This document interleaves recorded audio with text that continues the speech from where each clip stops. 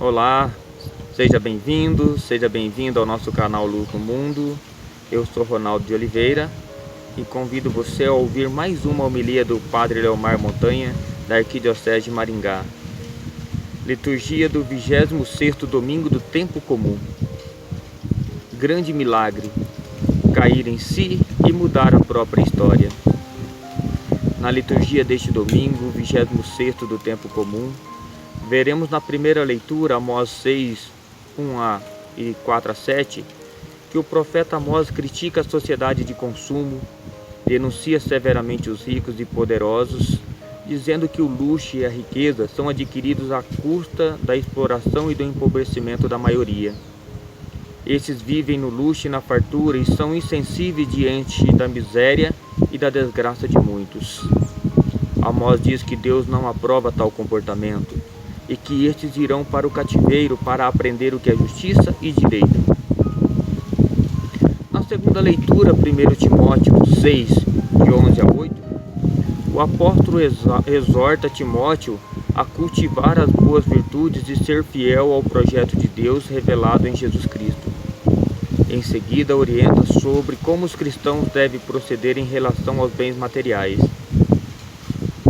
Aos que têm riquezas neste mundo, ordene que não sejam orgulhosos e que não ponham a sua esperança nessas riquezas, pois elas não dão segurança nenhuma. Que eles ponham a sua esperança em Deus, que nos dá todas as coisas em grande quantidade para o nosso prazer. Mande que façam bem, que sejam ricos em boas ações, que sejam generosos e estejam prontos para repartir com os outros aquilo que eles têm. Desse modo, eles juntarão para si mesmos um tesouro que será uma base firme para o futuro, e assim conseguirão receber a vida, a verdadeira vida.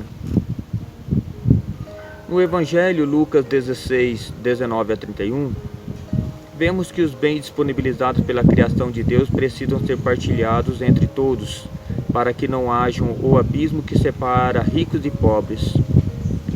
O Evangelho sempre será boa nova aos pobres e apelo de conversão para os ricos.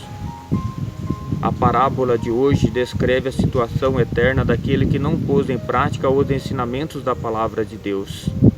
O amor da riqueza tornou-o cego para Deus e para o necessitado. Quem está bem nutrido não se dispõe a ceder suas riquezas nem diante dos maiores sinais, como, por exemplo, a ressurreição de um morto. De fato, Cristo ressuscitou, mas muitos ainda continuam a ser cegos e não se decidem diante dessa realidade. Questões fundamentais que temos que levar em conta. O pobre Lázaro tem nome, é um excluído, ferido no corpo e na dignidade. A pobreza não é querida por Deus nem por nós. A pobreza não levou Lázaro para o céu, mas a humildade. Ele se salva porque está aberto para Deus e espera nele a salvação. A filiação divina não é suficiente para obter a salvação, mas sim a prática da misericórdia. Pai Abraão, filho, lembra-te. Deus optou pelos pobres, não porque são pobres, mas porque são vítimas das injustiças e têm esperanças no mundo melhor. Outro ponto de consideração é: o rico não tem nome, é insensível. Jesus o situa abaixo dos animais. Viam os cachorros lamber suas feridas. O rico estava fisicamente próximo, mas com o coração longe.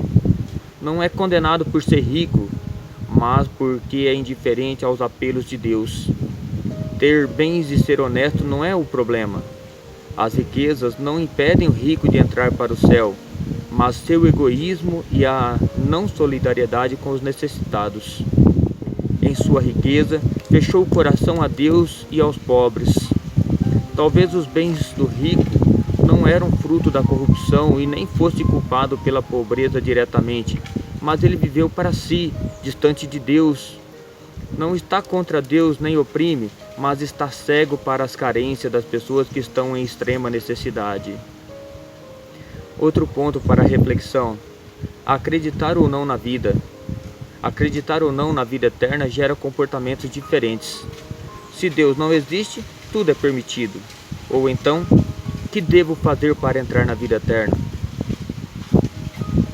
Como entrar no reino, na vida eterna? Primeiro critério, assumir a opção de Jesus, gerar a partilha. Segundo critério, perceber onde há ambição e acúmulo que geram a morte e não pactuar com isso. Terceiro, ajudar os pobres e os pobres também se ajudando. De que forma? Organizando-se na sociedade e na comunidade, denunciando e não compactuando com as injustiças, rejeitando propostas, leis, pessoas e projetos políticos que privilegiam só alguns, tendo discernimento na hora de escolher projetos políticos, ver se defendem a cidadania, o bem comum, os direitos básicos e etc. Quarto, decidir já, antes que seja tarde, ajudar os necessitados. Ajudar os necessitados é ajudar a si mesmo, é salvar-se. Jesus nos alerta que a opção pelos pobres deve ser constante. Vocês sempre terão pobres com vocês. Ou ainda, nunca deixará de haver pobres na terra. É por isso que eu lhe dou esta ordem: abra mão em favor do seu irmão, do seu indigente e do seu pobre na terra onde você mora. Enfim, é urgente encontrá-los no caminho como irmãos do que enfrentá-los como nossos juízes.